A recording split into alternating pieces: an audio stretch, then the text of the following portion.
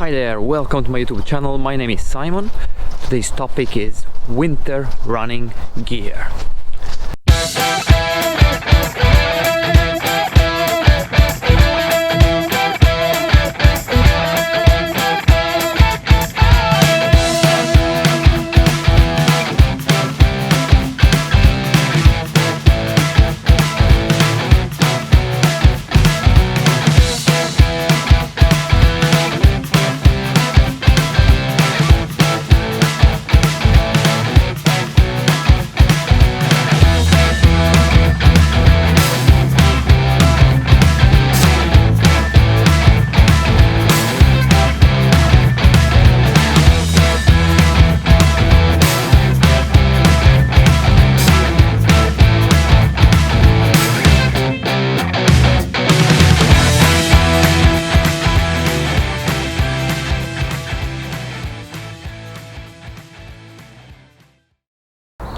As we all know, one of the key elements of our training to improve our running is consistency. As we are heading towards the coldest month of the year, it's very important that you have the right kind of gear to allow you to get out of the door and train, regardless of the weather conditions.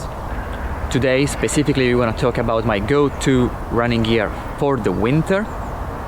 But before we do that, if you like this kind of content, please leave a comment down below, a thumbs up, and subscribe my channel. This sounds like a small thing, but it really does support the channel. So thank you very much if you do that. Now, without further ado, let's dive into my go-to running gear for the winter. Right, starting from the top, so your head, depending on the weather condition, if it's raining or not, I use a running cap. If it's raining, this prevents the rain to get into your eyes, which can be very annoying. If it's not raining, I use this headband. This keeps your ears and your forehead warm. For the neck, I use a buff. I have plenty of those. I probably have 6 of them because it's such a versatile item. Can be used in so many occasions and conditions. If you forgot your hat, you have your buff. You can make a hat with it. So I love it. If it's not too cold, let's say above 8 degrees, I tend to start the run with this one, and after 2 or 3 kilometers, I just take it out and wrap it around my arm. Yeah, and then maybe put it back later if there is some wind or if the conditions change. Talking about the top, so your torso, I'm not a big fan of many layers. I tend to use just 2 layers, a base layer and something that protects you from the outside, so a rain jacket or a windproof jacket. This is one of the layers I use, is the one that stays in contact with your skin. I think it's worth to invest your money in something like that. It's a winter base layer. This is the one in contact with your skin. Having a good base layer is very important because it's gonna make you feel dry for the whole duration of your run. Second layer is what goes on top of your base layer. Depending on the condition, if it's not raining, I use this windproof jacket. This just keep you warm on the inside and it protects you from the wind. And if it's raining, or if it's snowing, or if it's just a little bit colder, a waterproof jacket. These items are both from Salomon. I put the link down below so you can have a look at the website. Regarding the gloves, I use 2 kind of gloves. These light gloves that I also use at the track and in races. They're not super warm, but again, if it's 8 degrees or above, they are more than enough. And if it's cold, I use these windproof gloves from Gore. And if it's actually really cold, I just put both of them together just to double up. And you can pretty much run in every weather condition, in UK at least. Last year I ran with this setup with -3 and I had no problem at all. For this year I also bought these gloves. They comes in their own bag, so they pack really small. I plan to use them for after running, to keep them in my backpack, but some people use them for the activities itself as well. So I'm look forward to test them. They are the Mountain Breeze gloves. They look very warm. I didn't test them yet, but I'll let you know. For my legs, if it's 8 degrees or above, I use the same shorts I use in the summer. These are some very nice short from X-Bionic. I tend to use just tight shorts for the winter, so you have less air in between the short itself and your skin, and that works very well for me. If it's colder, so below 8 degrees, I use some running tights.